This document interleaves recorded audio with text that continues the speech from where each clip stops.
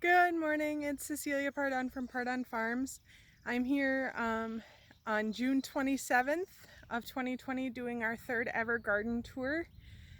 You'll see that a lot of things have changed. You can probably see in the background we have some more trellises and stuff up, and a lot has been going on. So I'd like to take you for a walk and show you what we have going on.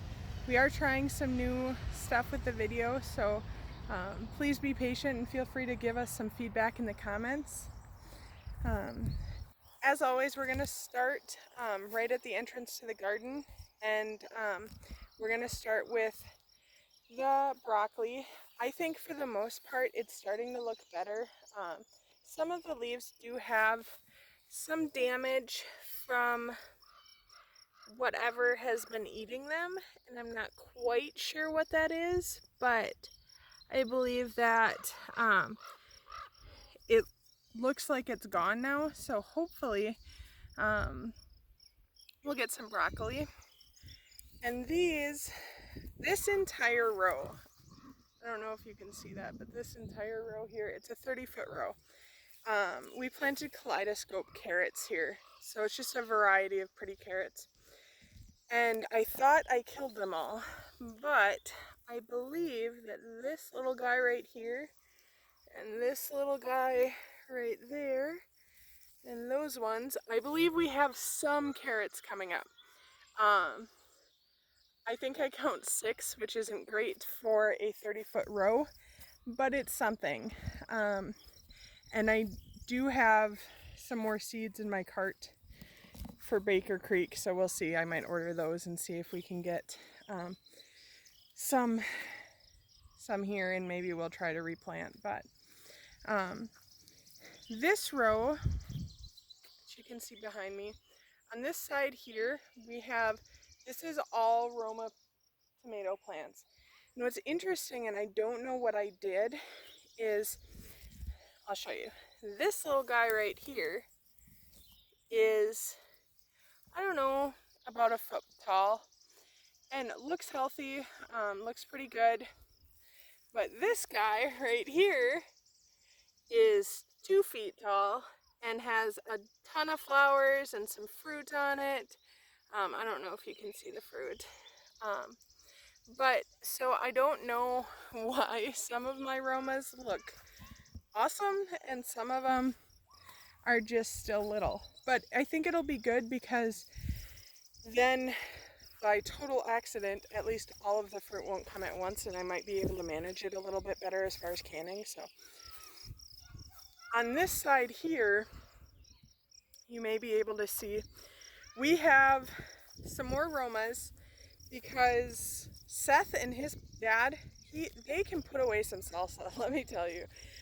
So it is my intention to can a ton of salsa. So we have probably 40 feet of just Roma tomato plants. And I don't know, it's probably 20 plants, something like that. And then I have these 5 like mystery plants that somehow I lost my tag for them, so I'm not sure what they are. And then we have these purple Cherokee tomatoes. I planted these, they're from Baker Creek, I believe. And I am telling you, almost every single one of them survived transplanting, and almost every single seed grew. So I have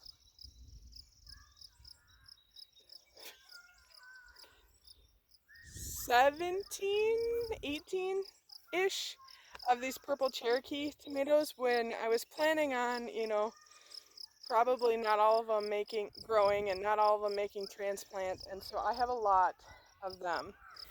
And you can see, same thing. I have some of them that are big mamma jammas that look good, and then I have some that are little and still look healthy, but just not as big and not as ready to bear fruit.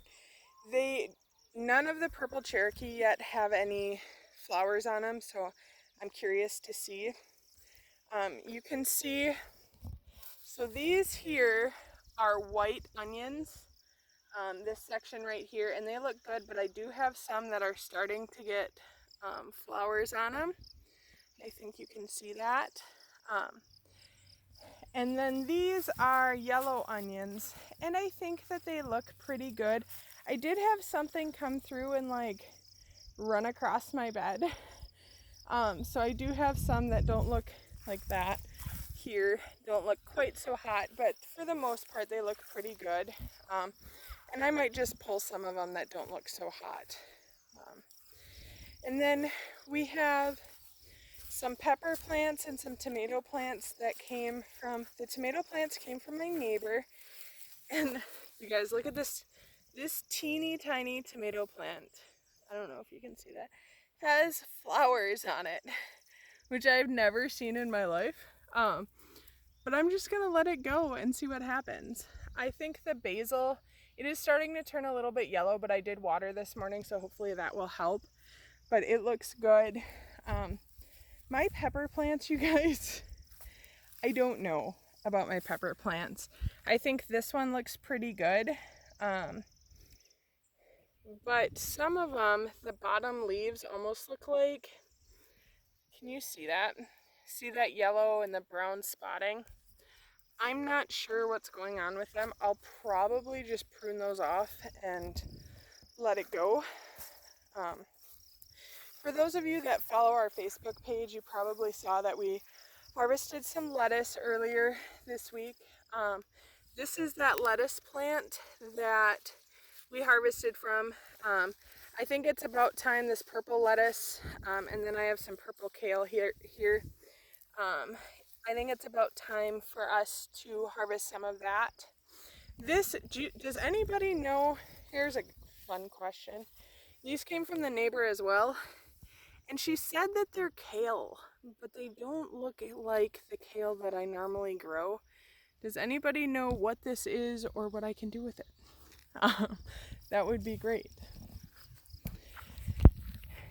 The sweet potatoes, you guys, I am so pleasantly surprised to tell you that they look good. I really, really thought after 4 days in a dark FedEx box, and that whole fiasco, that they would look bad. And some of them still have some stems that look, and some leaves that, like this one, that looks a little rough. But for the most part, I think they look pretty healthy. I've never tried to grow sweet potatoes before, so it's just been sort of a learning lesson. The beet row, guys. So now I have replanted this beet row twice. And there's nothing. There's no seedling. There's no indication that anything is hoping to grow. So I don't know. My technique on the beets definitely could use some work. This row behind me, each one of these mounds here, we planted pumpkin seeds in. So we will be hoping to have some pumpkins just for the kids for fall, and maybe to make some pumpkin filling and that kind of stuff. Not big pumpkin eaters, but the kids like it and it's fun. This is some of my Amory squash. You can see that it's pretty dry and pretty wilty. So we're gonna go ahead and water that today. I did 2 rounds of watering already this morning. That'll be on my 4th round, but I shut off the sprinklers so that I could do this video quick. This trellis is actually just a cattle panel that we hung up on T-posts, and that's what we're going to use to hold these big tomato plants that we got from the neighbor. And I think that they look good. They have some flowers on them, and I don't know about you guys, but I just love those little yellow flowers that tomato plants get. They make me happy. Speaking of happy, check out the flowers on my Pride of Wisconsin. Can you guys see this flower? How pretty is that? That's my Pride of Wisconsin cantaloupe, which makes me think like maybe, just maybe, we'll get a cantaloupe. How cool would that be? So cool. Our purple teepee beans are starting to get the most beautiful. I don't know if you guys can see this. Can you see this pretty flower here? The most beautiful purple flowers, and I'll try to share some pictures of those later this week when they're really in bloom. But it makes me hopeful that we'll have some purple. We also have our dragon tongue beans that look good. Something's eating some of their leaves, but for the most part they look good. They have these little buds on them. You guys can see that. But I haven't seen any flowers as of yet. And our Cataline beans, they're sprouted, but I'm just not sure if they're gonna be big enough to be able to produce anything this year, but we'll try. My little fingerling carrots, you guys, I'm no joke. I planted like over 1,500 seeds of carrots, and there's nothing here. So if anybody has really great advice on growing carrots, that would be good. I have some in my cart for Baker Creek, and I was thinking about ordering some for the fall garden and seeing if we can get any to grow, but with how early our frost is, I just don't know. I know they're cold hardy, but how cold hardy, you know. But this is our scallop squash, and it's a little wilty. It has been really dry and hot, and so this is my next section of the garden that I will be watering. The onions, you guys, if I've learned anything this year, it is that the Ruth Stout method is wonderful for onions. Yes, there's a handful of weeds there, but the onions look good. They have good bulbs, and so I'm really excited about that. I've really struggled with our cucumbers. Some of them didn't make transplanting out, and so the ones that did are still like just kind of weak and leggy and sad. So I think the lesson I learned with that this year is that next year I'll probably just direct sow those out. This row, I tried again, another 15 feet, 3 rows, or 3 feet across row of those beets. Nothing. I have nothing that looks anything like a beet, you guys. Super, super depressing. However, this is also, the other half of that row is where I reseeded radishes, and that's a radish. And there's all kinds of radishes coming up, so that's really exciting to me. And I don't think that I'm going to mulch those in the Ruth Stout method and just see how they do, because I do have some that came up in the Ruth Stout bed, and we'll get to those in just a little bit and I'll show you what they look like. But I just want to compare like yield and germination rate and all of that stuff to see. This is crazy to me. This is zucchini that was sowed the same day as those cucumbers I just showed you and transplanted out the same day as those cucumbers. So you don't know. Look at this plant. It is bigger than my hand. My hand is about 8 inches, so it's about 16 inches across, okay? This zucchini plant, if you can see that, is less than 8 inches. Same seeds, same soil, same transplant. I don't know. Not a master gardener, you guys. So here's some of the radishes that we did in the Ruth Stout method. And I'm actually, let's just pull one of these and take a look. So this one's pretty little. I don't know if you guys can see that. But we also learned that you can't put them back. So Seth will have a little radish treat when he gets home from work. The potatoes, the red potatoes look pretty good. We have a lot of potato plants, and they look healthy. I don't know, I've never really grown potatoes before, but I think they look good. However, so those are the red ones. The golden potatoes, you guys, in a 15-foot row, I have 2 plants, and they're like right next to each other. So those are my 2 potato plants. I'm not sure what happened or why our little golden potatoes are not performing well, but they're not. This is our little watermelon plant that's super duper sad, if you guys can see that. It's got little yellow leaves, and I'm just not sure what's going on with this guy. All of the other ones died. I do have more in the house that I can transplant out, but they're leggy, so I don't know. So we may not get a watermelon this year, which would bum the kids out, but we're trying.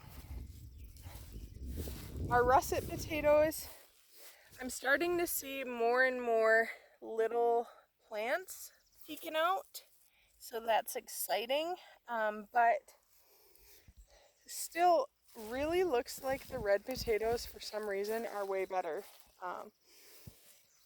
As far as peas go, this is a huge learning lesson for me this year. So we spent the time and we pre-planted peas, we transferred them out, and they are, can you see this little pea? He's sad. I don't know if you guys can see that, but he's just the saddest little pea plant. Here's another one. There's some flowers on them. And these are the shebang peas. So they look sad, right? My transplants do. But if you look at a little further down where we direct sowed them, they are like the same size, or like this one is humongous comparatively, and look way better. So I think that direct sowing those is the trick. And with our other peas, the snowbird peas, you can see that the ones that we the ones that we transferred out do have these little pea pods on them, which is exciting. But if we walk down to the end of the row where I direct sowed, there is a ton of peas and pea pods, you guys. Look at that. And they are everywhere. And so I think that definitely for us in this soil and this climate, we are better off direct sowing the peas. My pole beans are yellow. I just watered them this morning, so hopefully they'll green up. I might amend their soil a little bit with some rabbit manure just to try. That is a cabbage, and we have another cabbage over here. They look okay. They looked really, really rough after the last storm, so they actually look quite a bit better than they did. Our cucumbers, you guys. My regular cucumber plants, I think I have one that is two. I have two that are still sort of trucking along here. This one here, and this one here. But they have like this white stuff, I don't know what it is, on their leaves. So I'm going to keep an eye on that. We then, for the pickler cucumbers, direct sowed some out because they just didn't look super great. And they look way better. These are way, way bigger and way, way healthier than the ones that we transplanted in. So I don't know. I think from now on, we do have a friend of ours gave us a grow light, which I think will be a game changer for us as well next spring. But I really think that some of this stuff will just direct sow next year because we just really struggled. But it's all been a learning lesson and it's been a lot of fun. I think these cabbage plants look awesome, if I do say so myself. So that's exciting because Seth is very Polish and loves cabbage and vinegar. So hopefully he will be able to have some sauerkraut fresh from our garden. Our cherry tomato row, it's kind of sad, you guys. So this is another 30-foot row. And some of these this one here is a black cherry tomato that honestly I got them. I think I got them at Aldi's and they were just delicious. And so I saved one to see if we could grow any from the seeds. So we have that one. And then this one I believe is a yellow pear.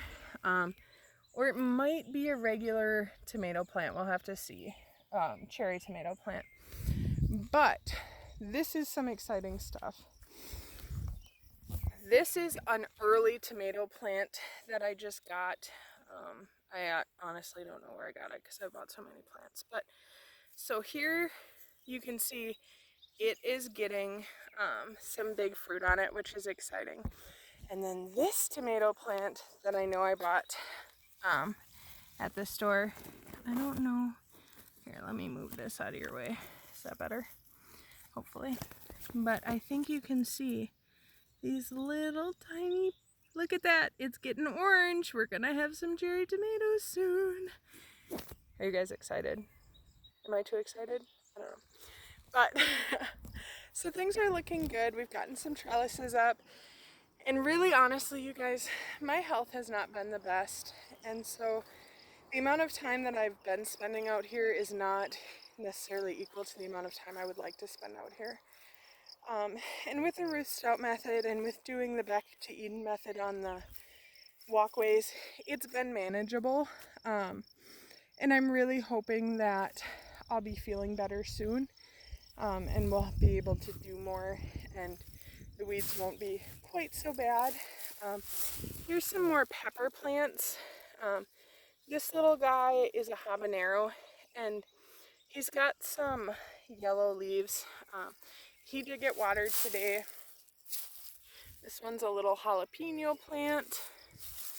But I just want to show you guys the cutest little pepper plant. This guy is just like a little hot pepper, I think. So for the most part, I think the pepper plants and stuff look good. Not sure why they're turning yellow. Like I said, it has been very hot. So it might just be to do with that. And I am hoping that watering and stuff will help. It's been a blessing to have Seth get water out here and help me get trellises up for tomatoes. And we still have to get another 30-foot trellis up, which hopefully will get done this week. And then just a trellis for the pole beans. And then I think we're pretty well set, just more of a maintenance program on keeping weeds down. And hopefully we'll be able to harvest some stuff soon. So thank you for joining us. Have a great day and don't mind the weeds.